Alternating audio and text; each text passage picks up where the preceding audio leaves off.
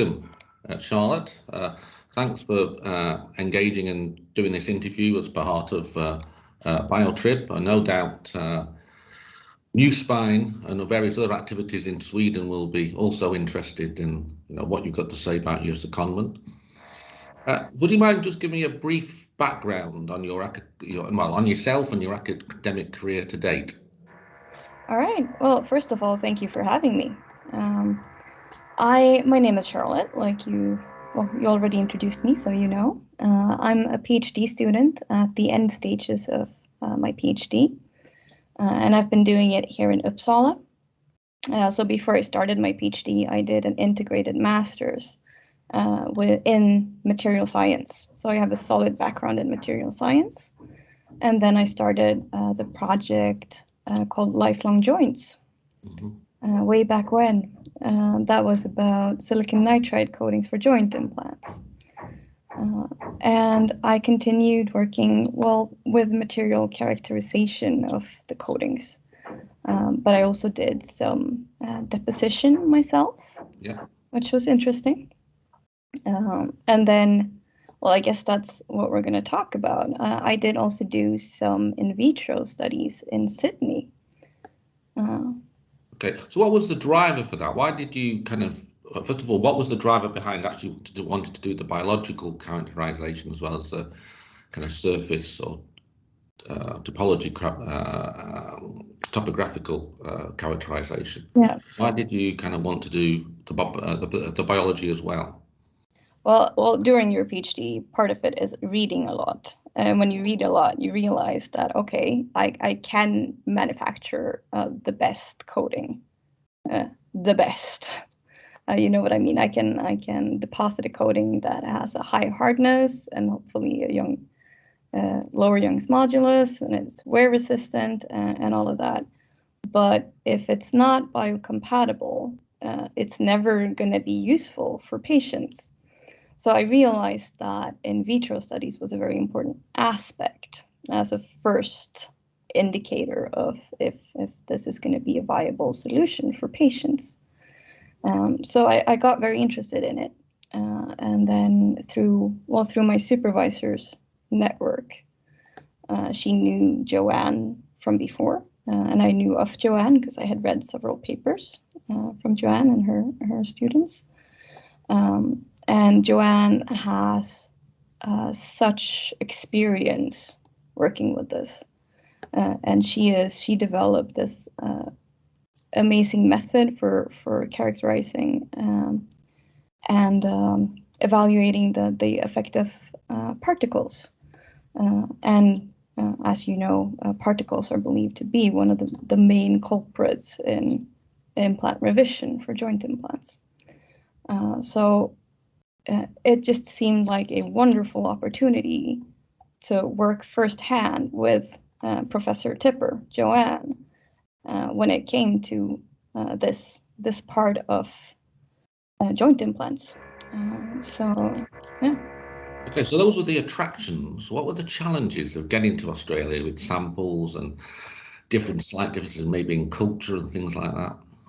Yeah, so first of all, the way I did it is I applied for a scholarship myself. So I funded the entire journey myself.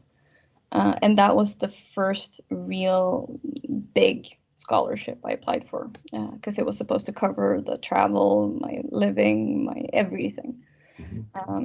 So that was, it was a process writing the application. I'm very thankful for it now, but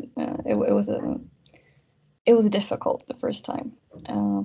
So it was that. And then there's so many practical things when you're going to move I was away for 6 months, that just, you have to figure out how everything works with the healthcare system over there, and how are you going to find housing, because it's the other side of the world. So you're just, through internet and through Joanne, I found someone and I arranged for a living, and then I just hoped for the best, which I was lucky. It was a great living situation.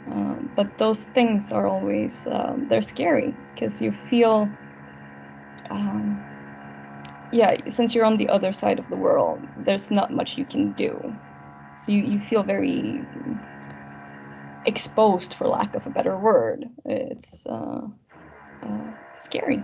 Yeah, yeah. I suppose in a sense you're on your own, aren't you? In a Yeah. sense, obviously there's Joanne there and there's a colleague, but in terms of that close familial or social network, Yeah. you don't really have one until you get there, until you've had a few weekends there, I suppose, or whatever. Exactly. Yeah. Okay, so in terms of you went into the lab, you went into Joanne's lab at in Sydney. What were the differences between working in Sydney and, let's say, working in your lab in Sweden, or you've been to the lab in Leeds? Yeah. Actually, what struck me was the similarities. Okay. It's the same procedure when you coming to a new lab. It's always that introduction, and you have to sit through like a safety seminar, and that's the same, and it was the same at UTS in Sydney.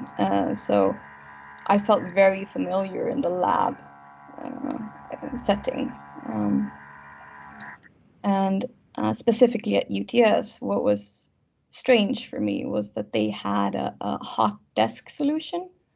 So here in Uppsala, I'm used to having an office and a desk, and it's my desk. That was not the case.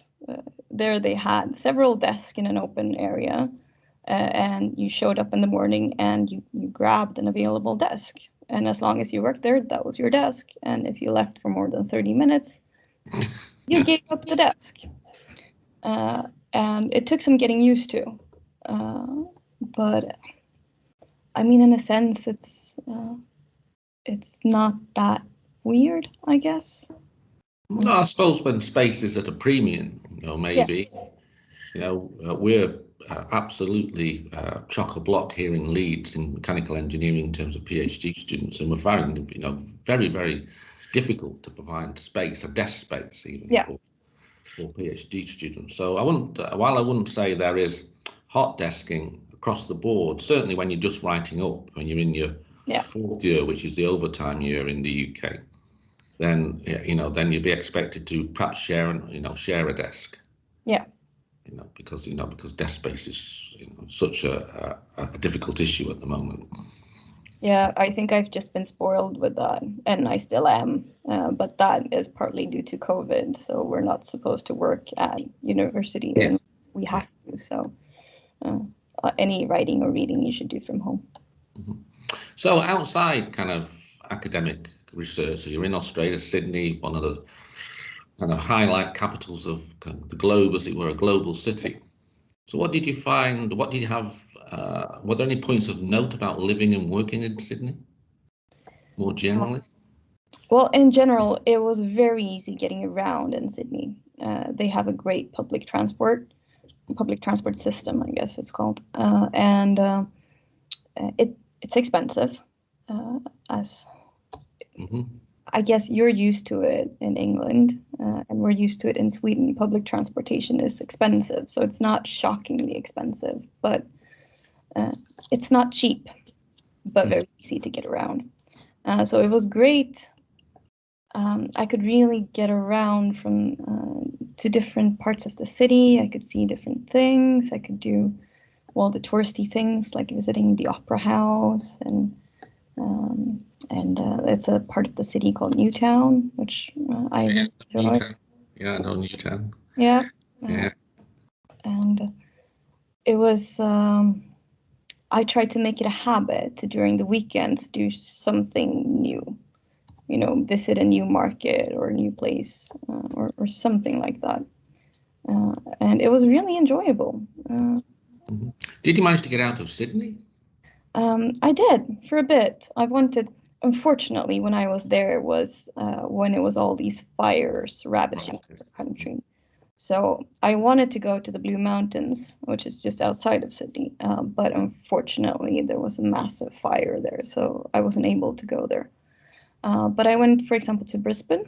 Okay, yeah. Which was lovely, and I went to Canberra. Also a really nice place. But Australia is such a huge country, size-wise.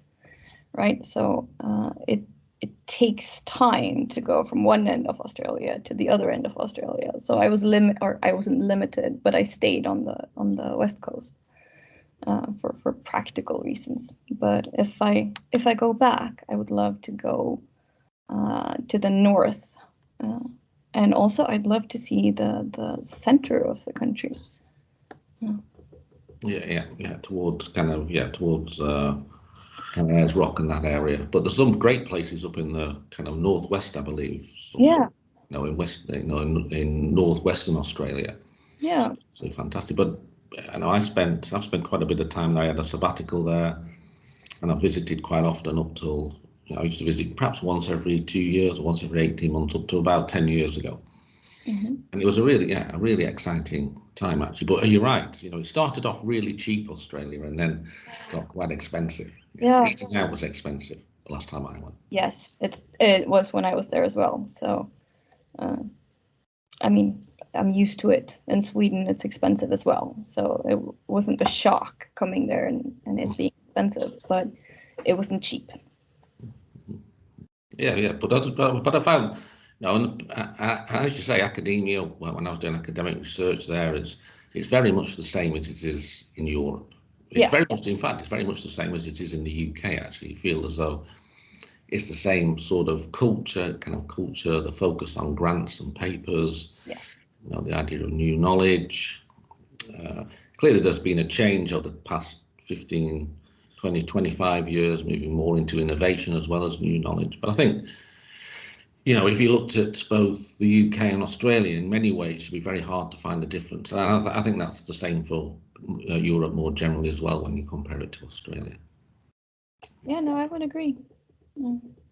But I did enjoy living when I was on sabbatical in Sydney. I did enjoy it. Yes. I had some really good friends out there, and it was an exciting time. Yeah, I found people are very friendly, so it's easy to create that network that you just gave up when you, well, Sweden in my case, it was in no time I had friends and a social network of people that I could go out to dinner with and concerts and experience culture. What advice would you give early stage researchers, kind of like yourself, people doing PhDs who are early in their postdocs maybe, once they got their PhD? Well, what advice would you give if they wanted to do a similar secondment in Australia? Well, I guess my main advice would be to talk to, if you're a PhD, your supervisor, and if you're a postdoc, more senior people in your group, to see what's out there, basically, because usually, at least my supervisor has an amazing network of people that she has collaborated with in the past, and using or utilizing that network is great. So I would say just talk to people and be open about this being something that you want to do, I think. And then also, as we talked about in the beginning, writing, since I did this on a scholarship and I wrote the application and everything, I think it's very useful to start with smaller scholarship applications. Yeah, just like money for going to a conference or something that will get you into the habit of writing that kind of applications. Great. Also useful. Yes. Yeah. But I suppose, when I was there in 2004, internet was there. You could use email, but I'm not quite sure you had the same level of kind of availability of accommodation online. So some of it's still done kind of in the more old hat way through newspapers and things like that. Well, there was some sites one could go on to and find accommodation, but I got a nice flat at Potts Point, a new flat, no balcony. Yeah. A small view over the over the harbour. It was quite nice. But I thoroughly enjoyed Sydney when I was there, and I've enjoyed it. I've enjoyed it every time I've been, actually. So it's been a nice environment. As has been been to Brisbane and the Gold Coast quite a lot as well, because of research with people at Griffith University. All right. Anyway, so to sum up, you had a fantastic time. Yes. It was not only intellectually stimulating, and you got some fab results, I presume, from it. You also, you also could learn some career-enhancing skills. Absolutely. I mean, to summarize, I think it is very useful to see another lab and just another way of doing things. And also the opportunity to work with Joanne was great. She's really accomplished and she's an impressive woman. So it was inspiring to work with her. Brilliant. I think on that really positive note, I think we'll leave it there. And I'd just like to thank you again for engaging in this kind of chat, as it were, this discussion, and I wish you best for the remainder of your PhD. Thank you. Thank you. Bye-bye now. Bye-bye.